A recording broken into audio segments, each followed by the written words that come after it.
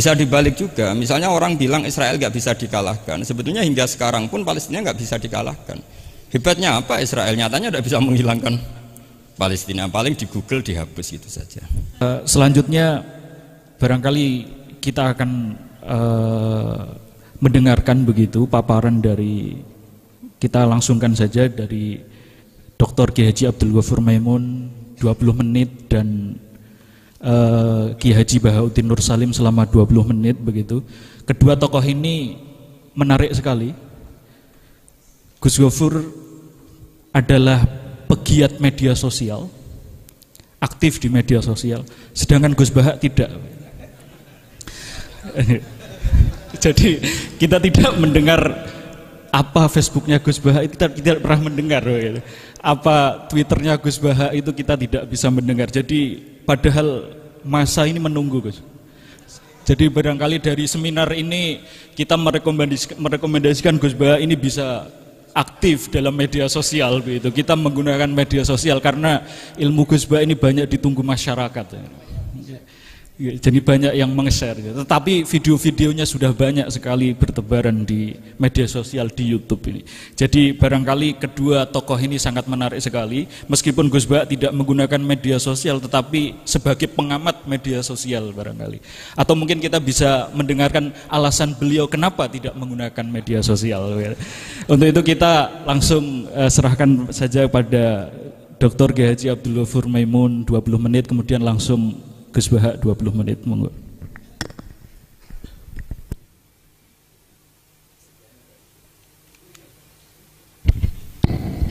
Assalamualaikum warahmatullahi wabarakatuh. Bismillahirrahmanirrahim. Tabarakalladzi nazzala al-furqana ala 'abdihi liyakuna lil-'alamin nadhira. Allahumma shalli ala sayyidina Muhammadin wa ala alihi wa sahbihi wa sallim asma'in nama ba'du. Yang kita hormati bersama Syekhina Murabbi Ruhina Kiai Haji Maimun Zubair wa ahli baiti. Juga nggak lupa Mas Hakim sebagai direktur atau termasuk penguasa ya, penguasa TV 9 yang tadi mempromosikan TV 9. Karena ini nuansanya seminar, maka saya punya pemikiran yang berbeda biar kesannya itu udah kong kali kong. Saya melihat bahwa kita ini sudah subjek bukan objek. Karena setahu saya santri-santri itu misalnya ngapalkan alfiah capek, terus manfaatkan lihat sinetron. Jadi mereka itu alat untuk kita terhibur. Bukan kita diperalat sinetron, tapi kita memperalat sinetron. Misalnya tadi beliau cerita bapak-bapak jadi korban karena ibu-ibu melihat bapak-bapak yang ganteng pakai jas uangnya banyak. Sebetulnya ibu-ibu juga jadi korban karena nggak secantik yang di TV. Jadi ini penting saya ketahui. Begitu juga melihat Real Madrid misalnya. Kita ini kalau ngidolakan pemain lokal, kan datangkan pelatih, ngelatih itu mahal, bikin stadion mahal. Mendingan ngidolakan yang sudah jadi. Lagi-lagi mereka kita jadikan objek dari keinginan kita yang nggak mau repot-repot ya beli yang instan gitu. Jadi ini mungkin yang saya beda dengan beliau. Saya ini sering ketemu para dokter, para profesor di Jogja. Bahkan saya bikin komunitas grup diskusi kematian. Itu profesor-profesor yang mau mati itu sering diskusi sama saya. Kenapa ini penting? Karena mereka bilang gini, Pak Baha, dunia ini pasti kita tinggalkan saja, perumusnya banyak. Masa kematian yang kita songsong nggak ada perumusnya gitu. Makanya kita bikin tim perumus kematian.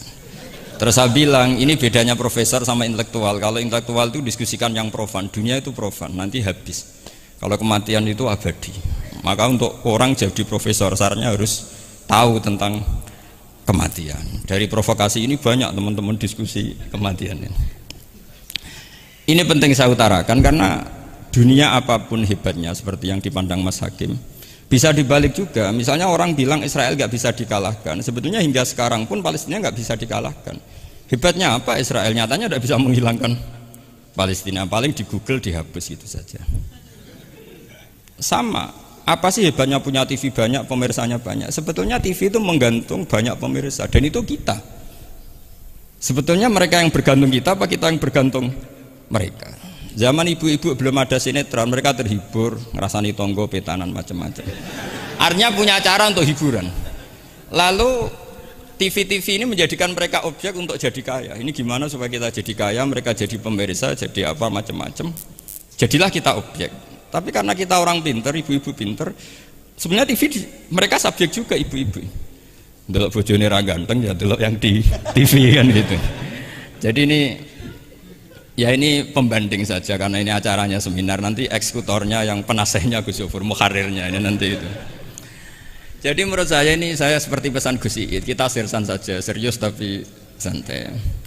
Karena setahu saya sering diskusi sama Gus Yofur, kemarin diskusi tentang waktu di Denmark di Eropa itu disamakan, dikonversi waktu yang ada katulistiwa, apa setiap negara punya aturannya sendiri. Karena Denmark itu ada masa tertentu yang siang itu sampai 3 bulan.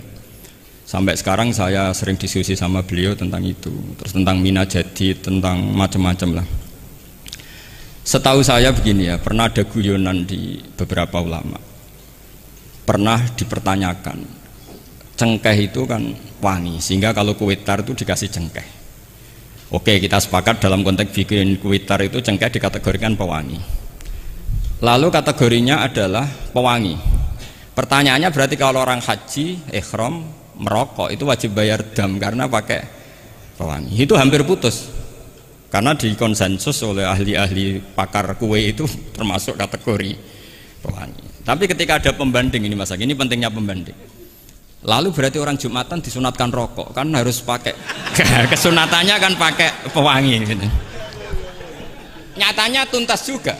Enggak jadi, artinya keputusan itu udah jadi. Jadi kalau saya ditanya Gus Barok, cara ngelawan apa hegemoni barat atau derasnya media massa, ya sudah kalau nggak punya kan nggak keserang. Makanya saya tidak punya gitu. Jadi orang susah ada gelombang pornografi kan karena lihat. Gus Barok mungkin lihat sehingga merasa ada gelombang pornografi. Lah saya kan tidak punya, makanya saya kan nggak serang. Karena dulu ngaji saya itu Darul Mafasid Muqaddamun ala Jalbil Masoleh. Kalau disara-saran saddan lidzaro'e, kalau rawan bahaya ya tidak usah. Ya saya kira gitu, kira-kira alasan saya kena. Selain mungkin saya tidak kuat beli Gus Barok gitu. Tapi kan tidak pantas, saya termasuk orang yang dianggap keren terus nggak kelar itu, tidak mampu beli. Tapi yang saya mencintai anak-anak Anwar karena sealma mater dengan kita, dan nanti kalau misalnya ada tanya jawab ya biasa saja seperti dulu. Anda tidak harus yakin saya benar, meskipun Anda jangan yakin pendapat Anda benar. Tapi masalah media memang mulai dulu Banu Tamim itu pernah juga datang ke Rasulullah bilang innamat hanazinun wa dhammana syainun, itu masyhur. Ya Muhammad, kita ini iman tanpa dijajah Anda. Kita iman karena bukan kalah perang, dan kita komunitas yang besar, sehingga perlakukan kami dengan khusus. Karena sekali saya muji Anda, maka pujian kita adalah menjadi zainun laka, menjadi hiasan, menjadi pencitraan yang bagus bagi Anda. Wa inna dhammana syainun, sekali kita mengkritik kamu maka kamu dalam bahaya, syainun, maka kamu akan hina. Apa jawab Rasulullah? Enak saja Nabi jawabnya, zaka Allah, kita ini orang iman, kalau dikritik media ya tenang saja, yang penting intawah benar. Nah mungkin saya latihan di makom itu sehingga saya itu sama media biasa saja. Istri saya lihat sinetron, setahu saya gitu, bersumpek gitu, delok dunia gitu, hiburan delok sinetron. Ini sebenarnya kita subjek apa objek? Kalau menurut Mas Hakim objek, kalau saya ya kita subjek. Kalau bosan ya ganti saja. Kalau bosan ganti. Jadi kita yang memainkan mereka, bukan kita yang dimainkan mereka. Wong yang pegang remote kita. Nah, saya kira ini yang ringan-ringan saja, seperti pesan Gus Iyad tadi, sersan itu serius tapi santai. Ya biasa saja menurut saya, ini zaman nggak bisa dilawan ya.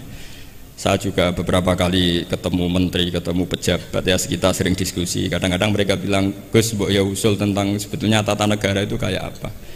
Saya bilang ini basa-basi, ada pakarnya, tata negara itu sudah ada pakar. Kalau sama tanya tata akhirat saya jelaskan. Ya tata akhirat itu kamu di dunia harus sujud. Dunia ini nanti profan, jabatan menteri itu profan. Kalau akhirat itu abadi. Akhirnya ngaji sama saya. Enggak bab itu tapi. Ini penting, bagaimanapun kita umatnya Nabi yang diamanati menyelamatkan umat ini sampai dunia akhirat.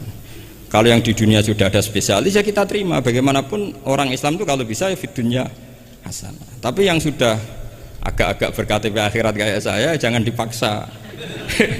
Ini penting ya, karena memang ayatnya wafil akhirati hasanah gitu. Jadi kita tidak boleh hanya bicara kompetisi antar TV macam-macam. Kalau antar program pengajian mau saya, karena itu. Ya saya kira demikian, ini penting ya pembanding itu.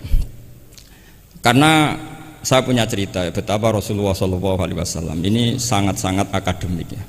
Saya punya cerita agak serius. Setelah ini selesai, saya ini terakhir Gus Bara. Suatu saat ada seorang sahabat. Ini yang disetujui atau diamini oleh para ahli tafsir. Dia perang gitu atau ditugaskan ke Nabi itu. Di kitab saya sahabat itu namanya Muhallam bin Jassamah. Saya nggak tahu kalau nama itu di kitab Anda karena beda kitab namanya beda. Dulu itu kalau saya jago Tyson kok Tyson kalah, oh di TV saya Tyson menang gitu. Tapi semenjak ada real time katanya nggak mungkin nanti. Kalau Tyson menang ya menang semua. Tapi kalau kitab itu beda. Di ayat idza darabtum fi sabilillahi fatabayyanu itu. Kemudian Muhallam bin Jassamah ini membunuh satu orang. Di kitab saya namanya itu Amir bin Atbad.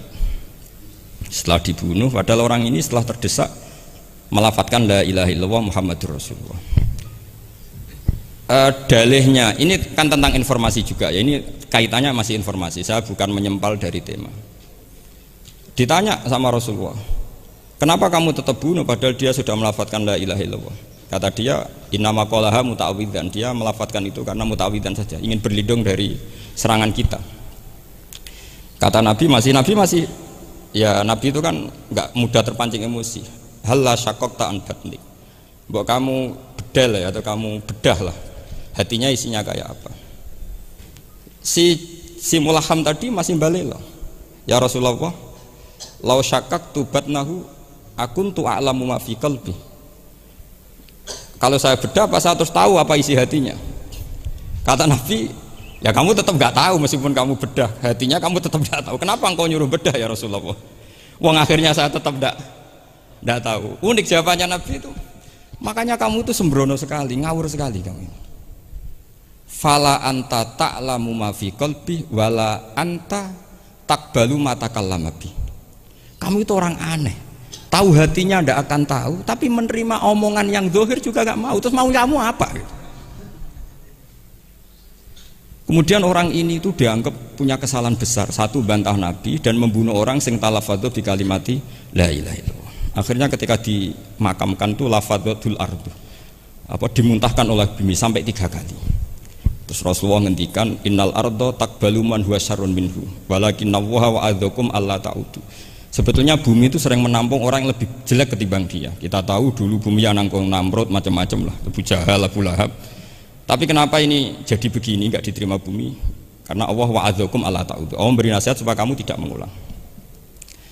Artinya begini teman-teman santri ya, dalam menerima informasi itu ada hal-hal yang butuh kita sikapi. Ada yang enggak misalnya gini. Masalah talafut bi kalimati syahadah, bi kalimatai syahadah. Itu siapapun yang melafadzkan harus kita terima karena ini kalimat sakral. Bahkan ketika terdesak. Yaitu masyhur itu dalam cerita sebagian kitab, Usama bin Zaid itu pernah membunuh orang padahal sudah talafadhu bi syahadatin. Itu sama Nabi disalah-salahkan. Padahal kata Usama, tapi dia sudah memotong tangan kita, kaki kita. Masa pas kita punya kesempatan tidak boleh bunuh ya Rasulullah? Kata Rasulullah tetap saja ngendikan kaifa tasna'u bila ilahil wahida ja'at yaumal qiyamah. Terus begitu. Nah ini kalau dalam ilmu tafsir atau ilmu hadis disebut kebenaran absolutisme. Sehingga ada hadis mangqala la ilaha illallah dakhalal jannah wa in zana wa in saraka. Kalau di bab fikih informasi itu bisa kita terima kalau mukhbirnya itu adil. Datanya valid. Tapi khusus kalimat syahadat itu tidak, wa in zana wa in saraka harus kita terima. Sehingga kita tidak pernah mengkafirkan orang fasik. Misalnya lonte ditanya Tuhan siapa, ya Allah. Rektor Al-Azhar jawabnya ya Allah. Ketua MUI ya jawabnya ya. Jangan karena misalnya copet bilang Tuhan itu Allah, terus MUI bilang wah saya tak jawab yang lain dah nanti sama gitu. Nah, saya pernah ditanya sama dosen di Jogja, Pak Bahak kenapa ada kata wa in zana wa in saraka? Kesannya itu Islam membolehkan zina. Terus saya bilang ini contoh absolutisme kebenaran. Jadi kalau kebenaran itu absolut, kita terima dari siapa saja.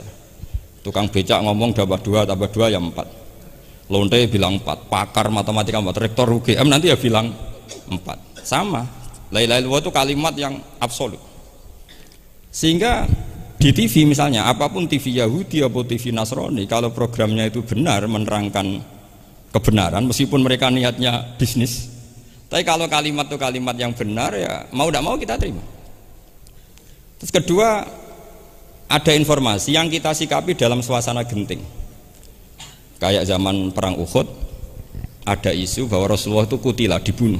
Kemudian ini melemahkan para orang Ansor dan Muhajirin, atau Muhajirin dan Ansor. Terus kata Rasulullah, Umar, ajibu, kamu harus menjawab bahwa saya masih. Akhirnya Umar berteriak keras bahwa Rasulullah itu masih hidup. Ini contoh-contoh informasi yang secepatnya harus dijawab. Terus ketiga, informasi yang nggak penting dijawab karena memang sudah hoax, sudah sampah. Misalnya gini, orang melihat di TV infotainment itu nggak pernah yakin kok benar apa enggak. Ibu-ibu itu butuh hiburan, melupakan suaminya, utangnya, macam-macamnya. Makanya saya bilang, ibu-ibu ini subjek, bukan objek. Jadi ini yang saya beda dengan Mas Hakim. Tentu saya punya sisi kesalahan, karena saya juga nggak perlu akurat, karena ini tidak bidang saya. Tapi cukup jadi pembanding, karena ini menyangkut harga diri Mas Hakim. Kesannya kalau kita objek kan kita ini kayak orang bodoh yang diatur-atur gitu.